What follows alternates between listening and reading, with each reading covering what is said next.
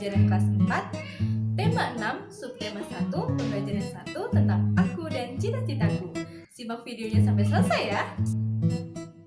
Pada kesempatan kali ini kita akan belajar pembelajaran tematik kelas 4, tema 6 cita-citaku, subtema 1, aku dan cita-citaku, pembelajaran pertama. Fokus pembelajaran kita kali ini ada bahasa Indonesia dan ada IPA. Pada muatan bahasa Indonesia, kita akan membahas tentang pengertian puisi, ciri-ciri puisi, jenis pekerjaan sesuai dengan cita-cita. Langsung kita mulai ya. Yang pertama, di antara pekerjaan di samping, apakah ada yang menjadi cita-citamu? Nah, ini beberapa jenis-jenis pekerjaan sesuai dengan cita-citaku.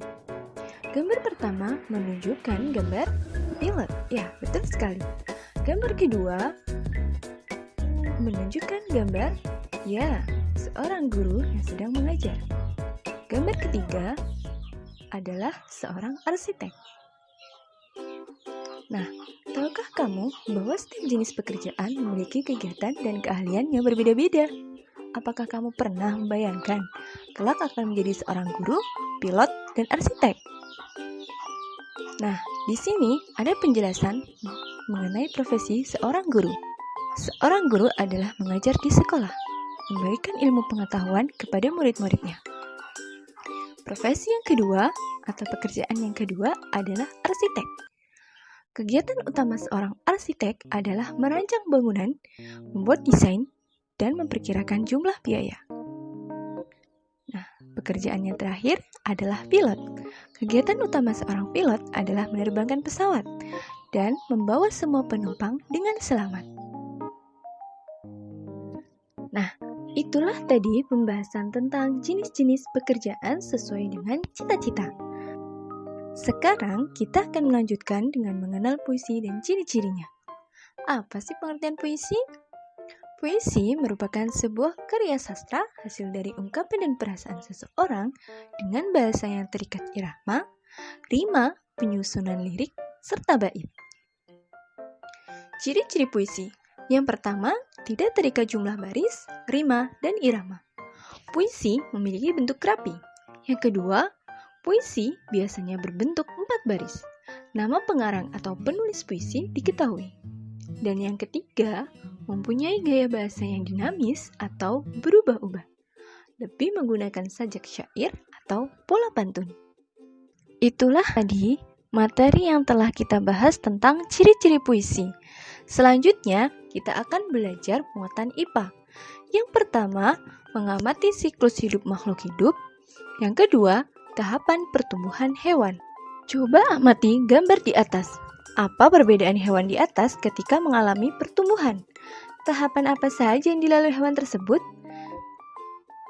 Gambar-gambar tersebut menunjukkan bahwa ada anak-anak hewan dan ada hewan yang sudah dewasa. Artinya, hewan-hewan tersebut mengalami pertumbuhan. Ada tahapan-tahapan yang dilalui oleh hewan itu, dari anak-anak hewan menjadi hewan dewasa. Perhatikan siklus hidup kucing berikut. Yang pertama, anak kucing tumbuh dan berkembang menjadi kucing muda. Kucing muda tumbuh dan berkembang menjadi kucing dewasa. Dan kucing dewasa tumbuh dan berkembang melahirkan anak kucing. Semua makhluk hidup mengalami pertumbuhan dan perkembangan. Hewan dan manusia mengalami beberapa tahapan pertumbuhan dan perkembangan dalam kehidupannya. Tahapan pertumbuhan dan perkembangan hewan membentuk sebuah siklus hidup atau daur hidup. Hewan mengalami tahapan pertumbuhan dan perkembangan yang berbeda-beda. Ada jenis hewan yang mengalami pertumbuhan bentuk di setiap tahap hidupnya, namun ada pula hewan yang tidak mengalami perubahan bentuk di setiap tahap hidupnya. Hewan yang mengalami perubahan bentuk dalam siklus hidupnya berarti mengalami metamorfosis. Sedangkan hewan yang tidak mengalami perubahan bentuk dalam siklus hidupnya berarti tidak mengalami metamorfosis. Ayo merangkum. Apa ya yang sudah aku pahami? Nah, hari ini kita telah belajar tentang jenis pekerjaan dan keahliannya. Kemudian, kita juga telah belajar tentang mengenai puisi dan ciri-cirinya. Dan kita juga telah belajar tentang siklus hidup hewan.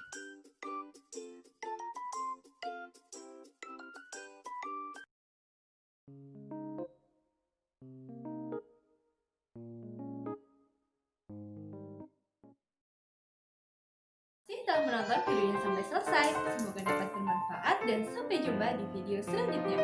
Bye bye.